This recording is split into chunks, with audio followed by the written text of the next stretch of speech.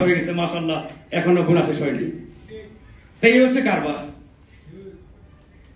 এই যে কারবার, এই কারবারটাই হচ্ছে ওই যে পুরাতন রাজনৈতিক বন্দোবস্ত, যারা দীর্ঘ 54 বছর পুরাতন রাজনৈতিক বন্দোবস্ত প্রতিষ্ঠা করে এদেশের গণমানুষের অধিকার লুটপাট করেছে, হরণ করেছে, এরাই মূলত এই কারবার চালাচ্ছে।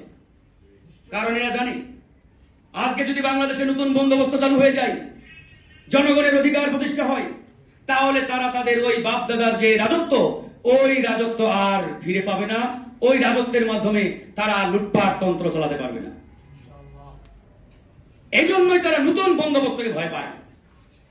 এই যে আজকে পিআর নিয়ে এখানে আমাদের জনাব সোলাইমান চৌধুরী ভাই চমৎকার ভাবে উপস্থাপন করেছেন, তুলে ধরেছেন ভালো দিক খারাপ দিক সবগুলো। এখন আমার প্রশ্ন, এই যে পিআর পদ্ধতি, এটা আসলে কেন সামনে আসলো? কেন এই ডিমান্ড জনগণের সামনে ক্রিয়েট হলো? এই প্রশ্নটাকে আপনারা কেউ করেছেন? আগে প্রশ্ন করতে হবে কেন পিআর দরকার হলো। কারণ একটাই, এই 54 বছর খাতা কলমে 12 বার নির্বাচন হয়েছে বাংলাদেশে, 12টা জাতীয় নির্বাচন হয়েছে। এই 12টা নির্বাচন নিয়ে অনেক প্রশ্ন, অনেক আলোচনা। অনেকেই বলেন কেয়ারটেকার গভর্নমেন্টের আন্ডারে যে 4টি নির্বাচন হয়েছিল, সেই 4টি নির্বাচন তুলনামূলকভাবে ভালো হয়েছিল, এটা আমরাও বিশ্বাস করি। আবার একই সাথে বলতে হয় 2008 সালের নির্বাচনও কিন্তু কেয়ারটেকার আন্ডারে ছিল নাকি? কিন্তু ওই নির্বাচন কি ফ্রি এন্ড ফেয়ার হয়েছে? হয় নাই। কি হয়েছে? Soft engineering election. ভারতীয় পরিকল্পনায় ভারতের সেবা দাসকে বসানোর জন্য ওই নির্বাচন করেছিল তারা।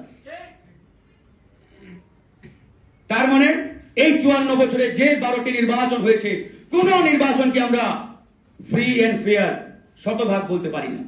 সবগুলো নির্বাচনেই ত্রুটি ছিল, সবগুলো নির্বাচনেই বড় ধরনের গলদ ছিল। এই যে 12টি নির্বাচন, এই 12টি নির্বাচন কোন পদ্ধতিতে হয়েছে? হয় ওয়েস্টমিনিস্টার সিস্টেম বা সংসদীয় পদ্ধতিতে, নয়তো ওই আমেরিকান ফর্মুলা, আমাদের প্রেসিডেন্সিয়াল সিস্টেমে নাকি?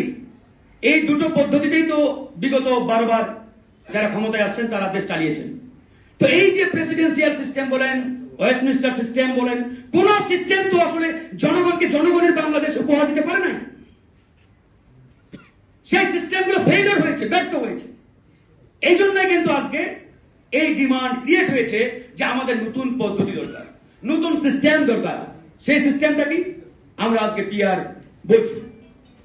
আমরা দেখি এই পিআর এর মাধ্যমে 5 বছর যদি এই পিআর সিস্টেমও ফেইলিওর হয়, ব্যর্থ হয়, আমরা তখন ভিন্ন চিন্তা করব। কিন্তু তা না বলে ঢালাও হবে এটা সেটা। কেউ কেউ আবার বলছে পিআর নাকি বাংলাদেশের জনগণ স্বপ্নেও কোনোদিন দেখে নাই। What a bullshit question! চিন্তা করেন। অথচ বিগত সময়ে কিন্তু বাংলাদেশে পিআর এক্সিস্ট ছিল।